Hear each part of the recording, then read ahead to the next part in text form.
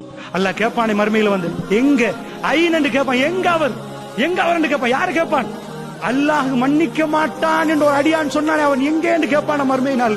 அந்த அடியான் கொண்டு வந்து நிப்பாட்டப்படுவார். இன்னொரு அடியானும் கொண்டு வருவார். முஸ்லீம்ல வரக்கூடிய செய்தி.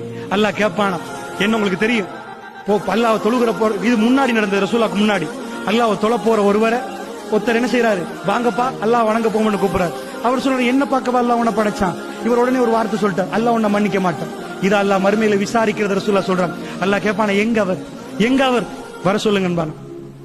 கூப்பிட்ட உடனே அல்லாஹ் கேட்பான, நான் இவரை மன்னிக்க மாட்டேன் என்று உனக்கு யாரு சொன்னது? என் அதிகாரம் உன் கையில் எப்படி கிடைச்சிச்சு?